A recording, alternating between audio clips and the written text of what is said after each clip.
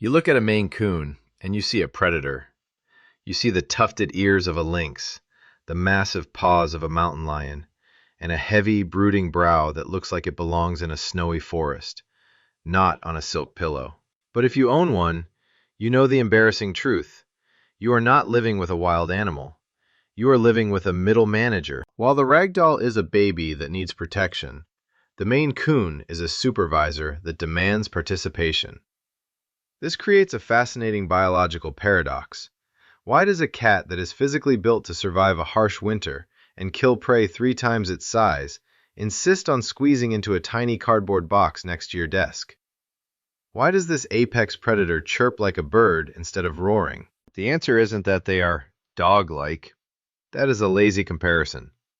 The answer is that the Maine Coon is the result of a brutal natural selection process that prioritized intelligence over aggression. They are not pets, they are partners, and understanding the difference will change how you live with them. To understand why your Maine Coon follows you to the bathroom, you have to look at their resume. Unlike the Persian or the ragdoll, Maine Coons were not bred in royal palaces to be lap warmers. They were working cats on American farms and freezing Atlantic ships. Their survival didn't depend on being cute. It depended on being useful. This history completely rewires their affection. When a ragdoll sleeps on you, it is seeking a secure base. But when a Maine Coon sleeps with you, it is engaging in strategic resource guarding. Because of their thick, water-resistant double coat, Maine Coons overheat easily. They rarely want to be under the covers or held tight. It is physically uncomfortable for them. Instead, they choose contact adjacency. They will sleep with their back pressed firmly against your back, or they will sleep at your feet. This is not rejection. In the wild or on a ship, this is how a pack watches each other's blind spots. By pressing their spine against yours, they are telling you, I will watch the door, you watch the window. They aren't looking for a protector, they are acting as your bodyguard. People often say Maine Coons are cats running dog software. You throw a ball, they fetch it. You walk to the door, they greet you. You turn on the faucet, they come running. But this isn't because they want to be dogs. It is a prime example of convergent evolution. Nature often develops the same solution for different species. The Maine Coon developed dog-like traits because, on a farm, cooperation with humans was a survival advantage. When they fetch a toy, they aren't playing.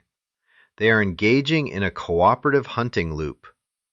They are bringing the prey back to the alpha to acknowledge the shared effort.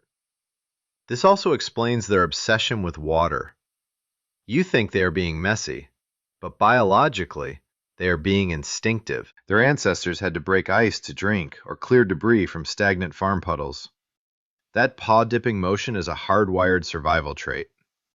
When they try to join you in the shower, they aren't just being weird. They are analyzing a running resource. Then, look at their paws. They are disproportionately large.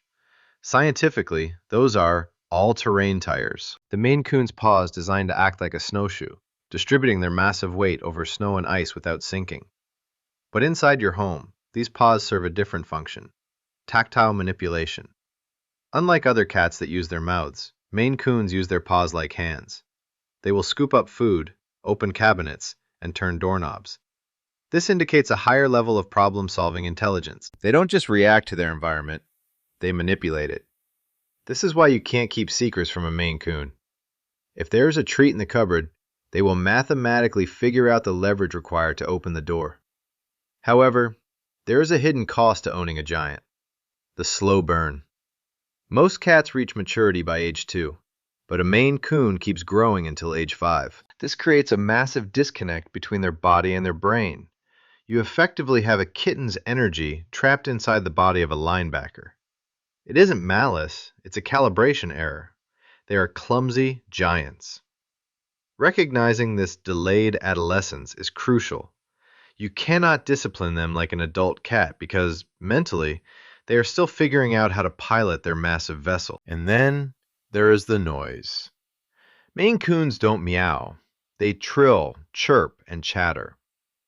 This is a unique cognitive adaptation. These sounds are affiliative vocalizations, originally used by mothers to coordinate kittens in tall grass. By directing these chirps at you, they are trying to coordinate with you. They are micromanaging the family unit. This supervisor mentality extends to the bathroom, the one place Maine Coon owners know no privacy.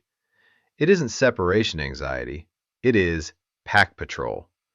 To a Maine Coon, a closed door represents a breach in the territory's security. They need to know what you are doing because they are responsible for the environment. They are checking to see if you are safe. They are the captains of the ship, and you are simply the crew member who locked themselves in the brig. Ultimately, the bond with a Maine Coon is structurally different. A ragdoll stays because it has to. It has been engineered to be dependent. A Maine Coon stays because it wants to. They are rugged, intelligent, and capable hunters who could thrive in the wild. But they don't. They stay. And that is the most beautiful part of the contract. They have analyzed the situation, assessed your value as a pack member, and decided that you are a worthy partner. So when that heavy weight settles against your back tonight, remember, you haven't just been adopted by a pet. You have been accepted by an equal.